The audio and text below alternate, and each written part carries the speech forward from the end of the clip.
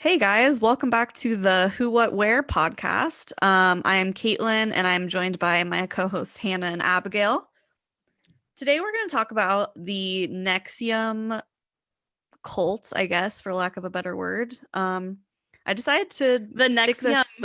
like complete and utter chaos because Yes, I don't truly. even it's hard to put into words It's exactly hard what to choose a happened. word for sure.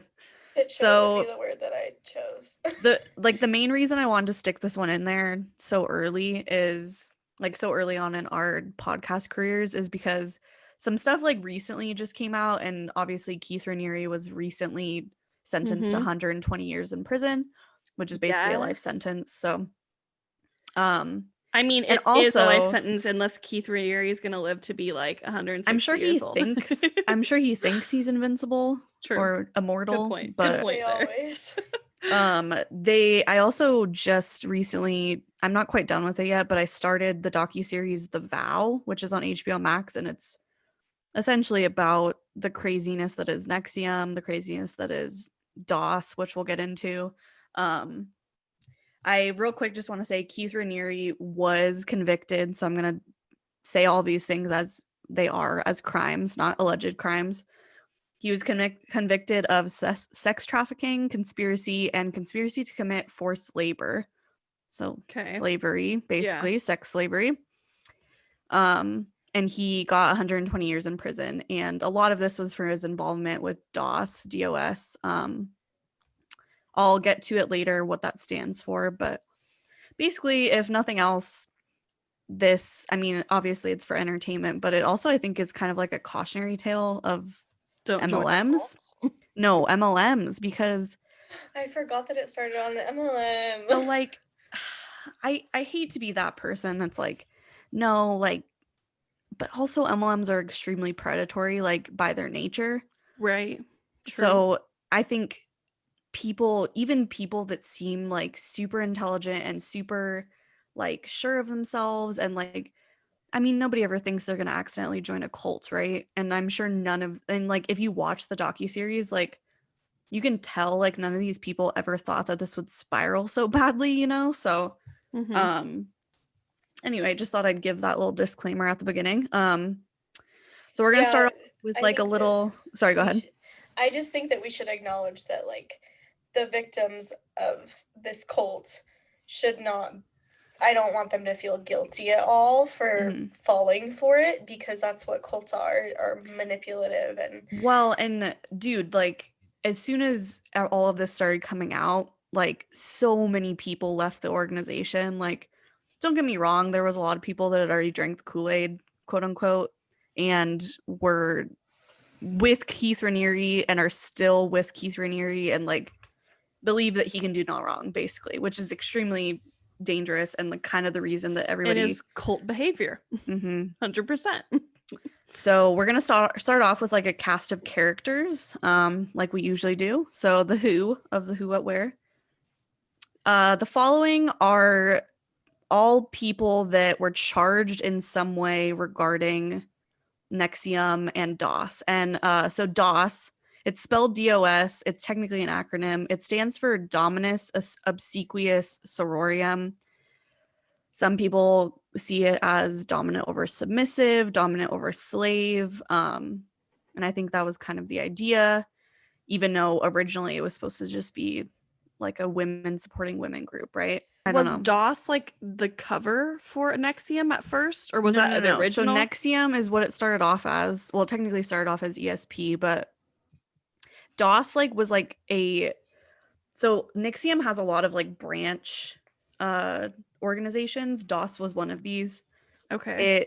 It essentially like it was extremely secretive. Like you had to be invited into it, and to even like know about it, you had to submit collateral. Again, we're gonna get to all of this, but people had to like put their like they had to put something on the line to even know about this, right? So like so many people in NXIVM, sorry, didn't know about this, right? Like you had to know somebody that was in it and they had to recruit you, which again, kind of MLM-y.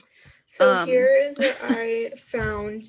So one member of DOS translated it to be master over slave women. And then Google Translate is telling me that it translates to the obsequious sister, which I just think there's not a word for obsequious. So I don't know. Totally different things, but Google Translate is never freaking right. So there's that too to take into account. All right, so we're going to start with the cult leader himself, Keith Raniere. His last name is spelled Raniere. Most of the people in the documentary were pronouncing it Raniere, although I wonder if it's Rainier. I think it's Raniere. He pronounces it some weird way too. Does he? Like, yeah, he pronounces it like it's cooler than it actually is. Well, and it's weird because he insisted that everybody in NXIVM call him Vanguard. Like that was like his name. I'll get to it. It's crazy. He was born August 26, 1960. So he's currently in the ballpark of 60 years old. Yeah, he like just turned 60. Mm-hmm. He was born in Brooklyn, New York. His former partner, Barbara Boucher, who is in the documentary, says he was constantly praised for being exceptional as a child, which I feel like that's like a total normal thing for parents to do. Like, yeah, you're like the greatest kid ever. Like, no parent's going to be like, yeah, you're average kid. However, most kids don't turn into cult leaders. So obviously, Partner as in like business partner or life like spouse? life or... partner. Okay, so they were in a relationship. They were in a relationship. Okay. Yeah. She was also like involved in NXIVM at the beginning, but obviously she left him. Like we'll Smart see woman. a lot of people realize how crazy, I mean, not everybody obviously, but most people realize how crazy he is and run the fuck away. So basically his parents, because of their praise, which the praise part was totally normal, Barbara Boucher insinuated that it went to his head, right? He kind of just thought he was like the shit all the time. He like for a while was like claiming to have one of the highest IQs ever, which is not true. Because he took this test that has like been debunked like as being bullshit. And just happened to score really high on it, but like if it wasn't a good test, then that's not going to say anything. Raniere attended Rensselaer, I think it's Rensselaer Polytechnic Institute. He graduated with a 2.26 GPA in the 80s. Or no, bad. Yeah, he graduated with a 2.26 GPA, and then in the 80s, he was also involved in the multi-level marketing scheme Amway, which is Amway the one that does knives? No, I don't know. That's Okay. Cutco. Oh yeah, but Cutco and Paper Chef. Cutco is below Amway. Oh, I okay. think. So also another person that's involved in Amway and has links to it is Betsy DeVos. So I wanted to throw that out there. Knew it. She has like one of her kids or siblings is really involved in Amway, and that it's like the OG. Amway is like the OG MLM, basically. And they're like a parent company to other MLMs, it sounds like. Mm-hmm. Yeah. But MLMs, their whole premise is predatory, and it is so difficult to make money, and they make all of these people believe that they're going to be boss babes and they're going to make all this money, and yeah, and it doesn't work out that way, and a lot of people come out in debt. That is like word for word what NXIVM did, right? So still in the cast of characters, Nancy Saltzman, Salzman, was a nurse and a practitioner of hypnotism. Her and Keith together formed executive success programs, which is like the main part of NXIVM, but eventually like NXIVM became the parent company and ESP was like part of that, but it started off as ESP, executive success programs. Yeah.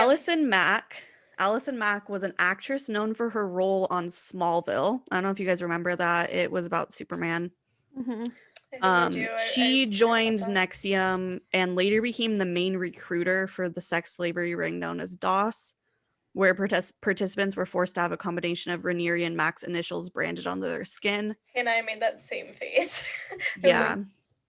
So that was the big breakthrough This is a cult scandal, I guess, was the branding their initials thing, right? So in the docu-series, like, they basically, like, they explained away, like, they had this idea and they were like, this is a mountain and then there's like waves and like, but if you turn it on its side, so one way it says AM, Alison Mack, and then you turn it on the side and it says KR, Keith Raniere.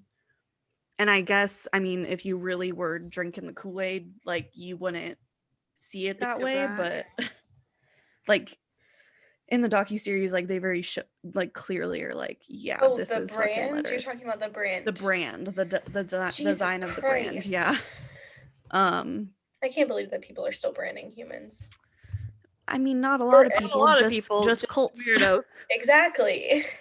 It should be no people. This many people. Yeah. So Lauren Saltzman, who is Nancy's daughter, she was also a major recruiter for DOS. She she was just really involved. She was also charged. Then there's Claire Bronfman. She also has a sister whose name is escaping me. She is one of the heiresses to the Seagram's fortune, like Seagram's, the alcohol.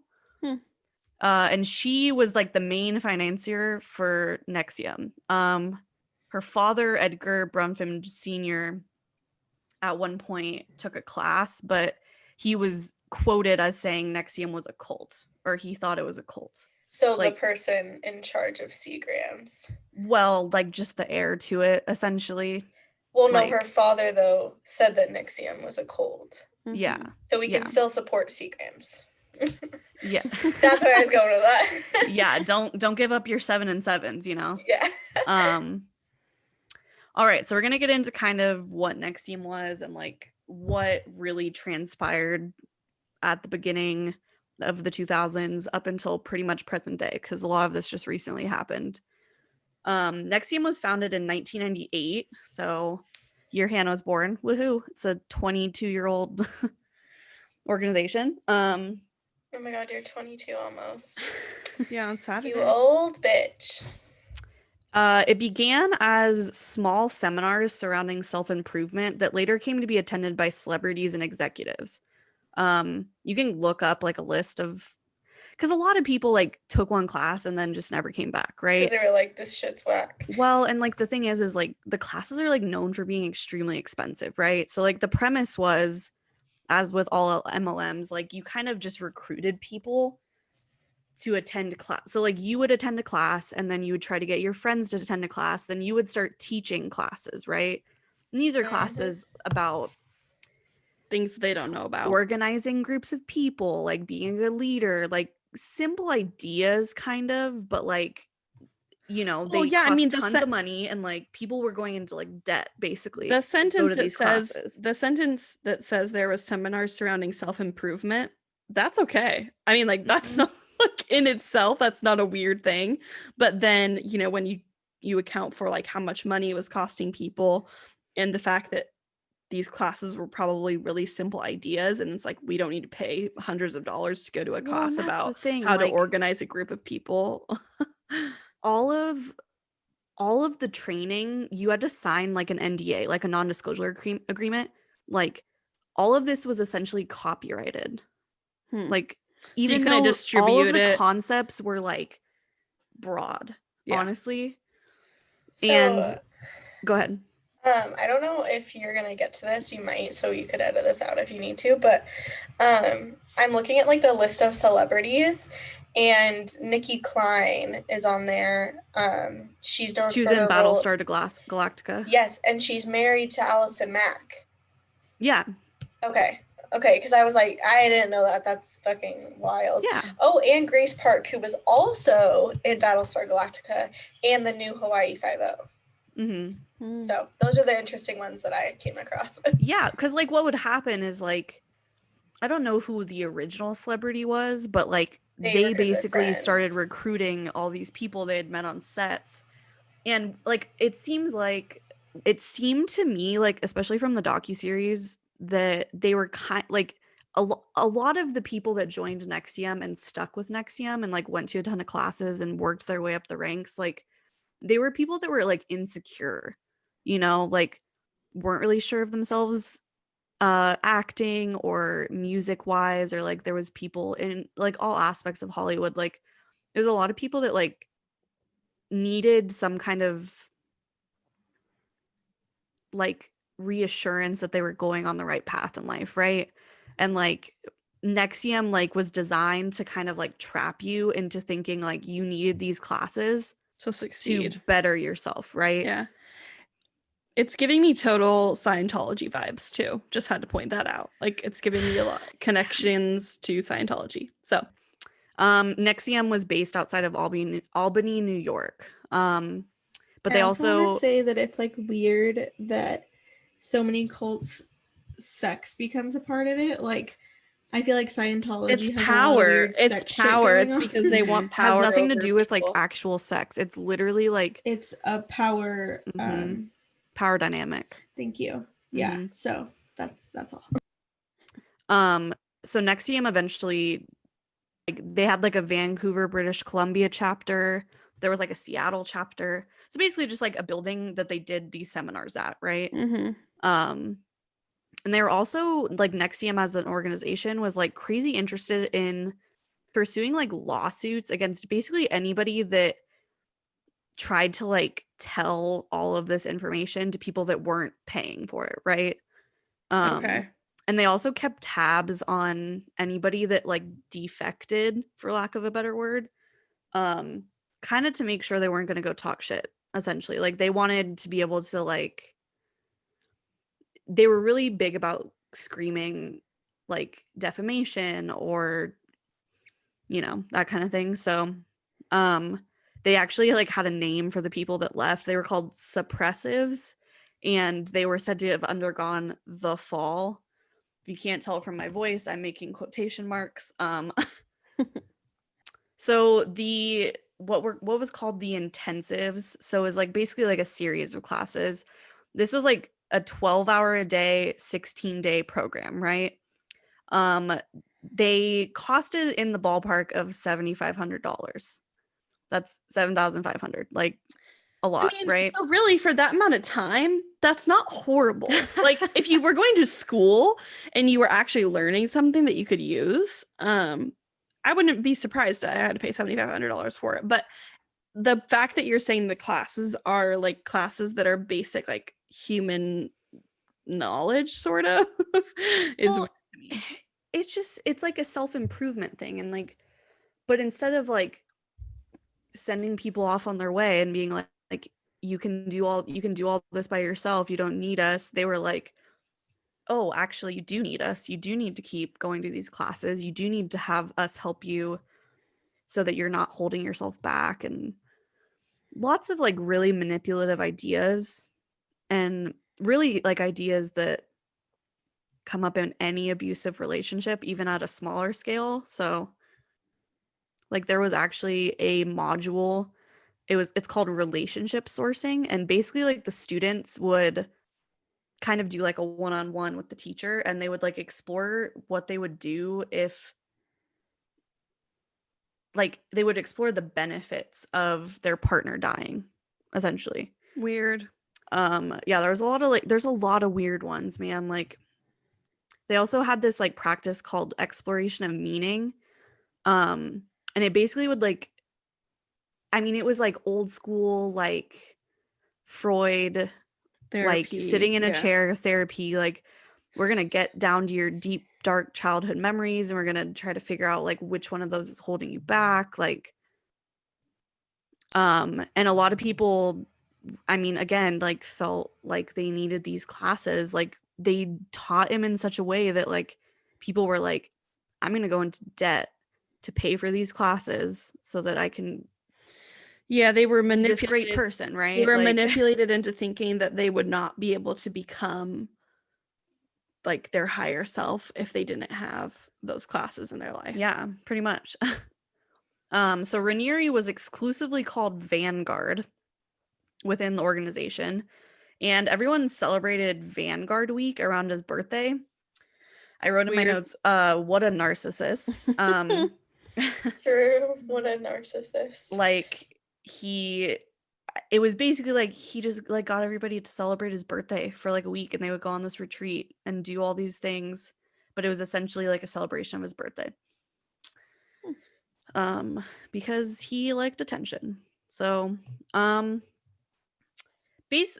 after a while, there was a lot of cult talk surrounding NXIVM, right? So, like, a lot of people that left didn't leave like super happy about it, right? Like, they were like, I left because these are some seriously like effed up ideas. Like, I think this is a cult. And there was a lot of people that were like outwardly saying like, yeah, they are a little culty, right? But it wasn't to the point yet where like the people in NXIVM understood that, I guess, you know, like there were still people that were like, this isn't that weird, like, you know, like, sure, it's expensive, sure, like Raniere's kind of like a control freak, but like no huge red flags yet, right? And actually in 2009, to try to like, I don't know, get better press coverage and not to make them not seem like a cult, they spent like $2 million to meet with the Dalai Lama. Yeah. I'm sure like, they had the money to do it. Priorities are like, well, so they definitely had the money because Claire Bronfman, like funded them, and she had lots of money. Seagram's is worth a lot of money. And honestly, like, I think the biggest way for anybody to like understand how somebody fell victim to this is to watch probably any of the documentaries. I've only seen one, so that's the only one I can speak to, is The Vow on HBO. But like, it's really easy to see how this all started off as like pretty normal, right? Like, it's easy to see how people weren't like alarmed from the beginning, right? Well, and really until it started involving like a sex cult, I don't think it's really all that unusual for people to do it, because they wanted to become better and like have this, and frankly, if a lot of them are actresses and actors, they probably had the money to spend on the classes, you know. And so I don't think that really that's that crazy, but I'm not excited, I guess that's not the right word, but interested to see where it goes, because I don't know a ton about this case, so I'm interested to see where it goes once we start talking about the DOS aspect of it and how that played into it. So it's funny that you bring up that like the actors and actresses could afford it, because Nikki Klein, who is still like adamantly involved, right? Who's married to Alison Mack, who's in jail now.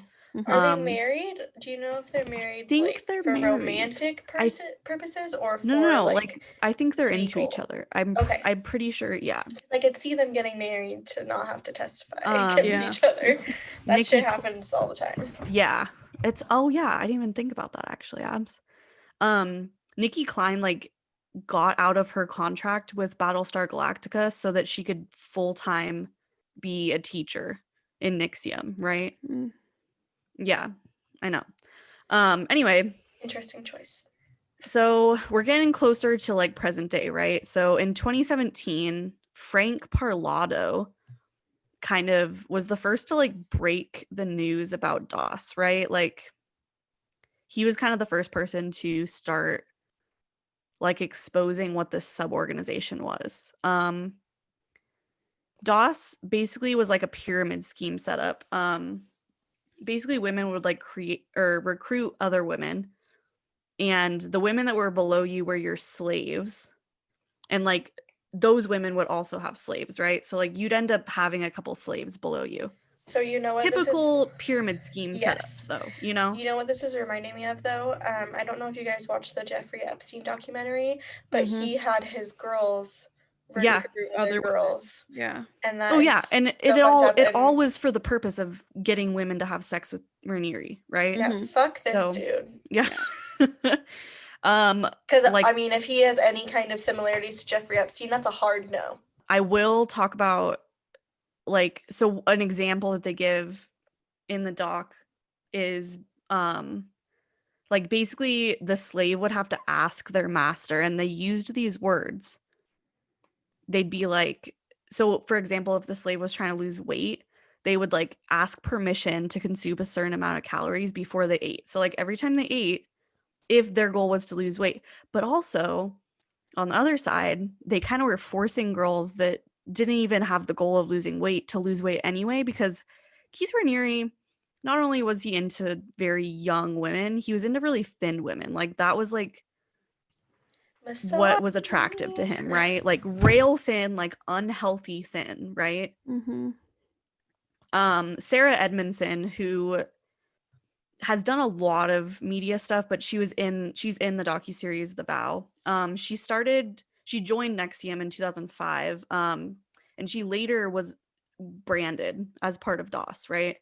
She left like pretty much right after she got branded, but she talks a lot about how it was so easy for her to picture herself being in this women heavy group, but then all of a sudden she was like blindfolded and being branded, right? Like it kind of just like spiraled really quickly. And like when you first joined DOS, you had to submit collateral. Like a lot of time that involved explicit like nude videos or pictures, and then like some people like recorded videos of them talking like absolute shit about certain people in their life, like their spouses, if or you left, it got exposed. Yeah, basically things that were gonna encourage you not to go to the police, right? So Sarah Edmondson, she was kind of like the first one to start trying to find people who would talk to the press, right? Because she had the interest of the New York Times. The New York Times in 2017 was like, okay, we're going to write a story about this, but we need a lot of people to come forward. Otherwise, it's going to sound like defamation, right? They eventually did come out with an article in October 2017, and that kind of, started the ball rolling. Like, especially because when there was something so obvious in the news, like as soon as there was a headline that was like, women are being branded. I don't know the exact headline for the New York Times article, but like, how did the police ignore that, And I'm sure there was so much public outrage. Like, so another like famous figure that was in the docuseries was Catherine Oxenburg. She apparently used to be on this like TV show about like royalty of some kind, but she also is technically royalty. She's like a descendant of somebody in the English line of succession. She has this daughter, India, right? And India basically came out and said she was part of DOS and she had been branded, but she didn't want to leave, and that her mom was ruining her life. I think India is early 20s at this point. India eventually, once everything came out, India testified against Raniere. And she said that he forced her to lose a ton of weight, and at one point she was so thin she stopped getting her period. So I think that's like a good testament to like he wanted ultimate control over these women, right? Like, and somehow he manipulated them into thinking that he had full control, right?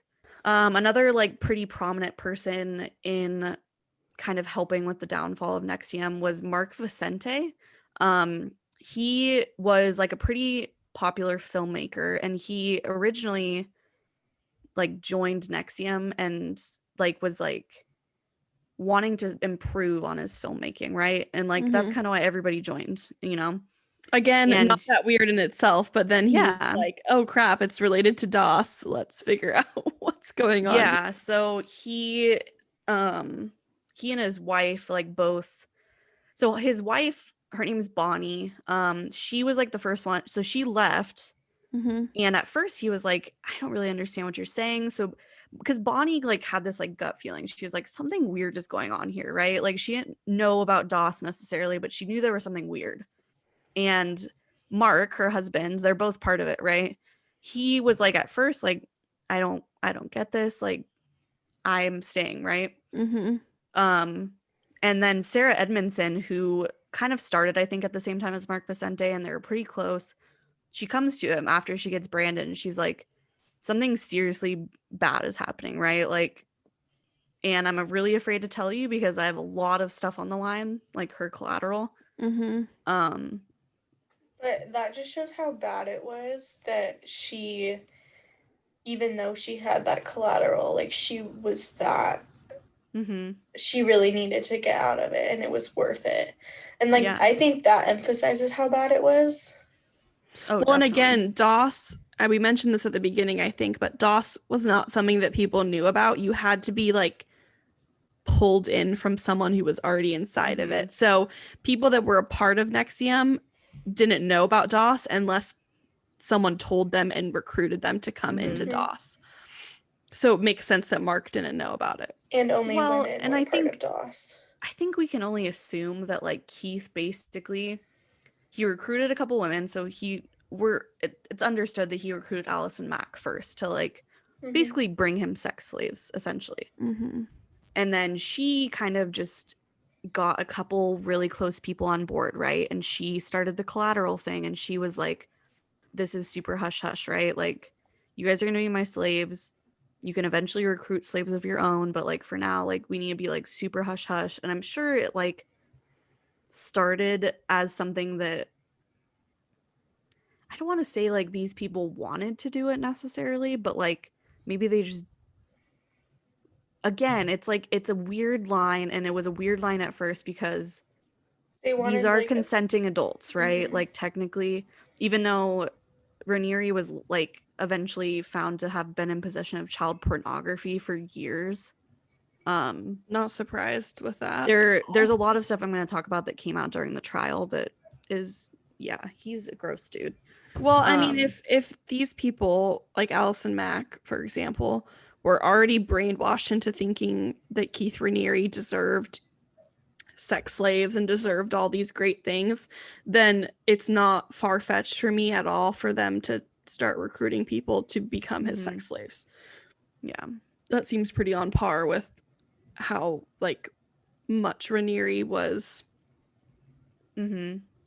so controlling these people's lives. What's crazy is Mark Vicente, he later testified during the trial about basically Nancy Saltzman's basement apparently had all kinds of shit in it. Like they had dossiers on like a bunch of people. Like a dossier is basically like a bunch of stuff that you could blackmail them with, essentially. Vicente testified about a sex room that like Raniere would bring his slaves to that was in Nancy Saltzman's basement.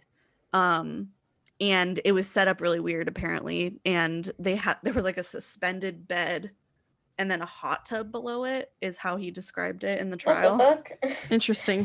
It sounds like weird flex mark or not. Raniere was into some weird shit, you know. So during Raniere's trial, 15 people spoke basically on behalf of the prosecution. The trial mainly focused on DOS, but Raniere pled guilty to none of it. Like he's still, to this day, he's going to be in prison for the rest of his life. He is like, I'm not guilty. He'll come to terms with it eventually. You know? They all do. People that go to prison for that long. And then they like find God and they're like, yeah, okay.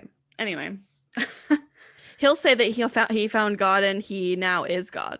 God passed it on to him. Raniere is God. That's what he'll think because he's crazy.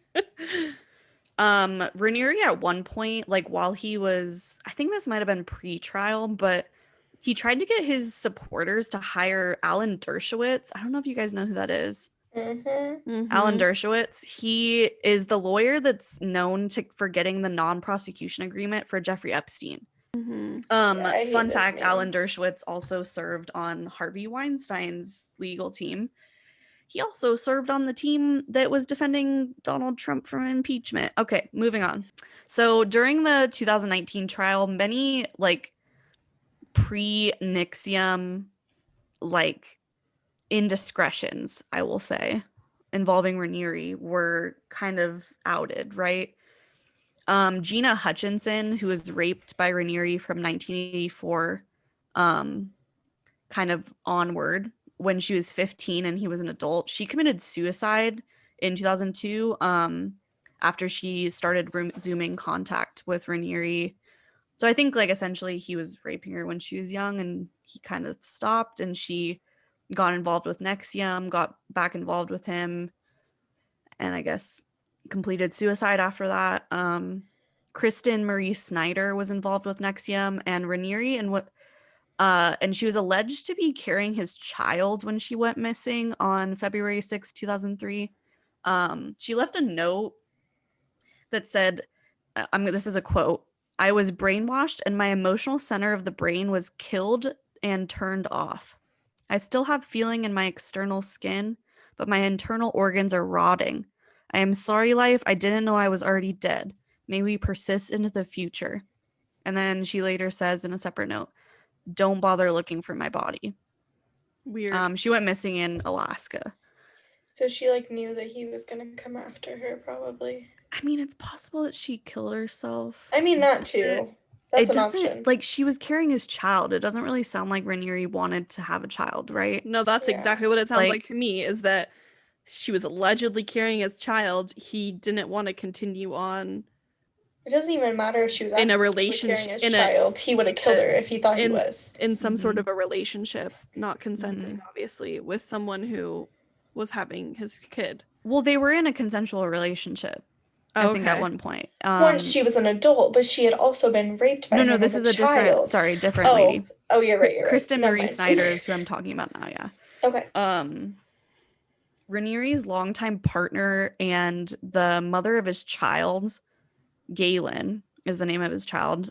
She broke with NXIVM and called Raniere dangerous. There was also a woman named Camilla who testified during the trial, and she basically spoke on her, again, quote unquote, relationship. Raniere started sexually assaulting her when she was 15. He was 45 at the time. She testified he made her stay under 100 pounds and at one point directed her to get an abortion. Yeah. Again, like, these are facts. Like, these are straight facts. Like, this is just further. Yeah, this is just further telling you what kind of person Raniere is, right?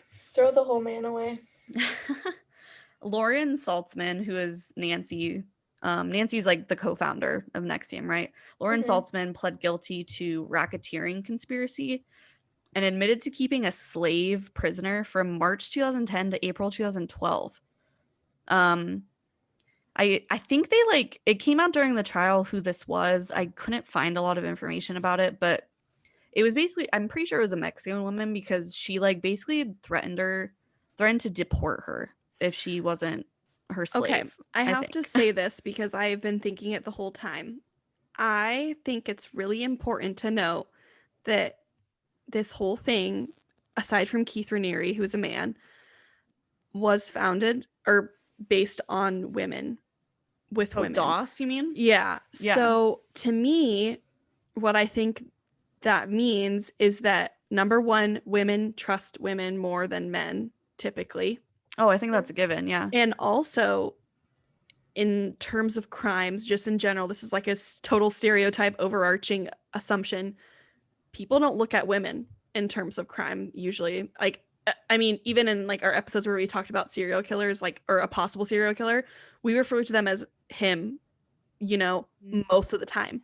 And so to me, I think in that sense, it was genius for them to use women to recruit other women because Keith Raniere knew that people aren't going to suspect it to be a group of women. And people are going to be more trusting and welcoming into it because they have been recruited by another woman. Versus if Keith Raniere himself was going out and trying to collect all these young women to come have sex with him, they would be like, I'm not sure about that.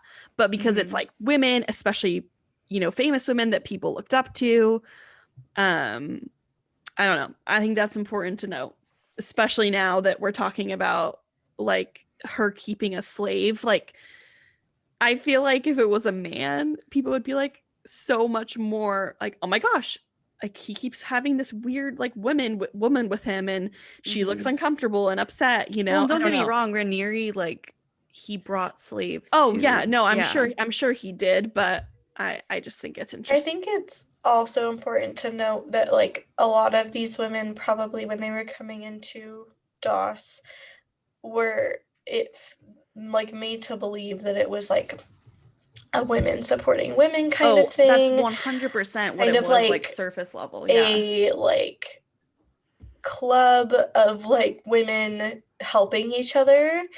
And really it was a club of, in my opinion, Alison Mack and Keith Raniere brainwashing women, but they obviously didn't see it like that.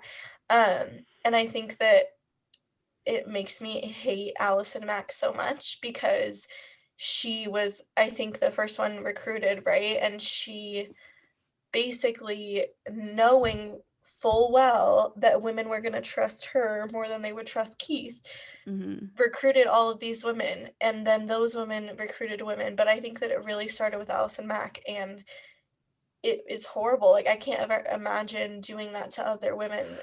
And like, maybe, I mean, I totally believe that Alison was probably brainwashed too, but I mean, these people were brainwashed. You have to remember that. Like, they weren't thinking, and they thought Keith Raniere was the best thing ever. So they probably thought that these other women would want to have sex with Keith Raniere. That's exactly what I'm saying. Is she and brainwashed these women. Sucks. I agree. But she could also have. I mean, she definitely was a victim. She was a victim. First, she was a victim, and then they're probably, because at some point you would have to argue that she probably would realize, okay, this is not okay. And there might be a little bit of like Stockholm syndrome kind of thing going on. I know it's not like a capture kind of thing going on, but it feels a little bit like she has made him this person in her head that is not real. Like, he is a totally different person, if that makes sense. So Nancy Saltzman, Lauren's mom, she also pled guilty to her charge of racketeering, and on the stand, she tearfully admitted that the things she had done were criminal. Like, they weren't just immoral, they were criminal. See, and so that's the thing is, like, I truthfully believe that most of these women that were involved in the DOS side of things, it's almost like once Keith was in jail, and once they were, or he was on trial, and once they were like almost just removed from the situation, then they're like, oh my God, yeah, that was really messed up what I did. Like, I shouldn't have done that. But when they were in the situation and, you know, they had collateral on them, Keith was this overarching thing above them that could basically ruin their life. They were never going to stop recruiting people. They were never going to, I mean, it would be really difficult for them to make the conscious decision to like remove themselves because of all of the repercussions. So Alison Mack, whose initials were combined with Raniere's in the DOS brand, pled guilty. She apologized to the victim she helped lead to Raniere, and she's quoted as saying she led all these people to him through her misguided adherence to Keith Raniere's teachings. Those are her words. So again, yeah, Alison Mack was pretty shitty because she started this entire thing, and I mean, her and Keith started it together, really, but at the end of the day, she was brainwashed in some form, in some way, by Keith. So Alison Mack, you know, alone, I don't think she would have started this sex cult herself, but because she was already brainwashed by Keith, it was under his spell, and I'm sure that's exactly what the juries found. Keith was a cult leader, and anything that happened during this time in NXIVM and in DOS was because of his power over these people. And unfortunately, like, there's a lot of people still loyal to Keith and NXIVM, right? There's a lot of people loyal to Keith. Like, in July, starting around July, I don't know if July of this year, I don't know if they're still doing it, but basically, like, a bunch of loyalists like started dancing outside of the detention center that Raniere was in, like just dancing in the street. A couple of the dancers included the doctor, heavy quotes on the doctor, that branded the girls, Danielle Roberts. Is she a real doctor? It's a good question. They call her a doctor, but I don't know. I mean, she could. You can get your doctorate degree and then still be, like, you know, and then brainwashed by someone. Nikki Klein, who is married to Alison Mack, ex-Battlestar Galactica actress. Yeah. So, I mean, I wonder if she's still loyal to NXIVM. Like, I wonder if in some way, like, Alison Mack is still loyal to it, and like, Lauren Saltzman and Nancy Saltzman. Like, and I think that is totally possible, because if you think about how long this brainwashing has been going on for these people, it's possible that even a conviction for Keith wouldn't cause them to break their loyalty. mm-hmm. I mean, because really, that to them, first of all, they might not even view that as like real, depending on what their beliefs are, because they might just think that Keith will get out of it and it's fake, basically. But they also might just think, yeah, so like we've been doing this forever anyways. We've all been involved in it. I don't know. It's just, I'm just saying that obviously all these people are super messed up, but I'm not saying it's just not unreasonable for them to all still be loyal to this man who, in their minds, provided them like everything that they have and know to this point. So yeah, I don't know, it's weird. Totally weird, messed up, but I'm not that surprised because it's a cult. Yeah. So yeah, so that's all I've got for this week's episode. Most of my sources were internet sources. I did watch the HBO docuseries The Vow. I also read like several New York Times articles around the case. Like that's where I got a lot of information about like the case itself, like the trial itself. But yeah, you guys can follow us on Instagram at Who What Where Podcast. We'll probably post a couple relevant pictures. I don't know that we'll post the brand just because it's kind of gross, honestly. And I don't know if I maybe I can find like a drawing of it so we don't have to actually post somebody's burned skin. Just because it's such a sensitive thing. Like, I just don't feel like, I don't know. Plus, I didn't even say this. Oh my gosh. Most of the women, their brand was like on their like pubic area. Ew. Oh, like on the pubic bone? Yeah, like in that area was where most people were branded. Sounds about right, though. I mean, I hate this man so much. It's not like they were avoiding the topic of the fact that these women were sex slaves. Like, it's very clear that their only purpose was for Keith Raniere to have sex with them. Did they ever talk about, now knowing that Alison Mack is in a relationship with a woman, did they ever talk about if there was any women on women in like interaction, or were these slaves only supposed to have sex with Keith? As far as I know, the only person getting any sexual pleasure out of the whole thing was Keith Raniere. And I wouldn't even go so far as to saying he was getting sexual pleasure out of it, because we all know rape is not for pleasure, it's for power. So right.